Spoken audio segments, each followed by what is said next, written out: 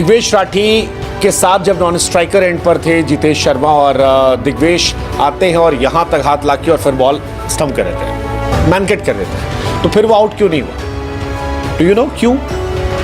देखो, एक वजह तो ये है कि कप्तान ऋषभ पंत ने फैसला वापस ले लिया था,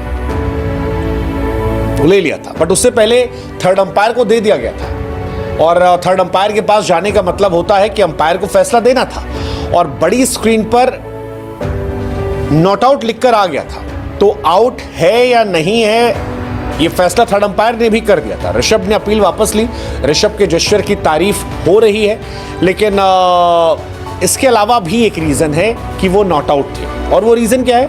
वो रीजन है आईसीसी का नियम। आईसीसी का नियम ये कहता है कि जब कोई गेंदबाज जो बॉल डाल रहा है और यहां तक हाथ ला रहा है और फिर जाके आउट कर रहा है, तो उसका यह मानना है कि आप बॉल डिलीवर करने वाले थे। अगर उस वक्त बल्लेबाज आगे बढ़ा है तो आप डिलीवर करने जा रहे हैं, अब आप रोक रहे हैं, तो वो नियम कायदे के हिसाब से सही नहीं है। एक कहानी है चल रही है। फिर यह है कि अश्विन कैसे आउट कर दिया। अश्विन वाला अगर आप देखोगे तो अश्विन ने बॉल फेंकी नहीं थी, वो ऐसे आते हैं और यहीं से लाके बॉल छुआ देते हैं, तो उनका जो हाथ है वो एक्शन ऐसे आके ऐसे नहीं आया। दिग्वेश का पूरा हाथ घूमा, पैर क्रीज तक पहुंचा और फिर वहां से बॉल लाके उन्होंने नीचे छुआई। ये डिफरेंस, आप बॉल डिलीवर करने की पोजीशन में आ गए, वहां से अगर आप मैनकेट करते हैं तो फिर आउट नहीं होगा, यहां से आप आउट करते हैं तो फिर आउट दिया जाएगा। और यही वजह है कि भले ही जितेश क्रीज से बाहर थे, लेकिन जब दिग्वेश ने बेल्स गिराई तब नॉट आउट दिया गया था। ये नया नियम जो है ये बनाया गया है, आईसीसी के नियम है, और गेंदबाज के लिए यह संभव नहीं है कि आप पूरी बॉलिंग डालते वक्त आप इधर करें। ये कहानी थी, बड़ी इंटरेस्टिंग थी, हमें लगा कि आपको बता दें। तो हालांकि दिग्वेश राठी ने क्यों ऐसा किया था, इसकी वजह बड़ी सिंपल है। दिग्वेश राठी आउट करना चाह रहे थे और उन्होंने जितेश शर्मा को आउट कर दिया था, लेकिन उस आउट करने के बीच में वो नो बॉल हो गई, और नो बॉल का असर ये रहा कि I think he got little frustrated कि यार क्या बेवकूफ़ी है, क्या करना था, और उसके बाद ही just want to take revenge कि मेरे को आउट करना है, कैसे भी आउट करो, मैच जीतना है। And he is a passionate guy, passion जो है वो जिंदा उनके अंदर है।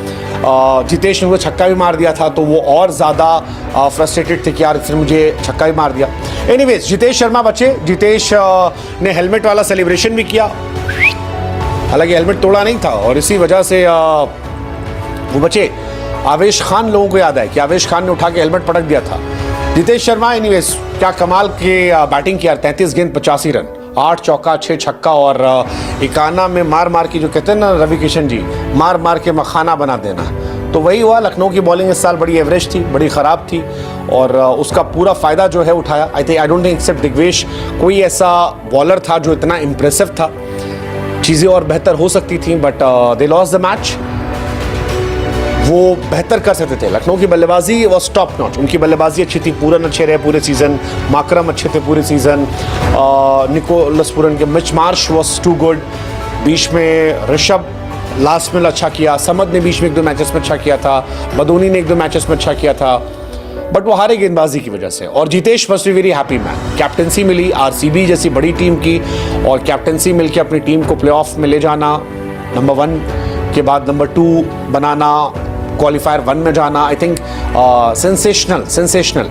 5 या 6 नंबर के बाद सबसे ज़्यादा रन बनाना, 107 रन की पार्टनरशिप करना, बहुत सारे रिकॉर्ड हैं जो तोड़े। धोनी साहब का रिकॉर्ड तोड़ा उन्होंने बल्लेबाजी के तौर पर, और इसी वजह से आरसीबी 2011-16 के बाद क्वालिफायर 1 में गई। ऑलमोस्ट हारा हुआ मैच था, विराट कोहली साहब जब आउट हुए सबने मान लिया था मैच हार गए, लेकिन फिर वो जीते, और क्या कमाल जीते यार, मतलब 210 इससे पहले कभी आरसीबी ने चेज नहीं किया था, 12 बार वो हारे थे, बट 18.4 ओवर में जीते। और जितेश शर्मा ने मैच जिताया, लेकिन वो अगर आउट हो जाते दिग्वेश राठी की, वो नो बॉल ना होती, या मैनकेट जो है वो नीचे से होता, ऋषभ ना अपील करते, तो शायद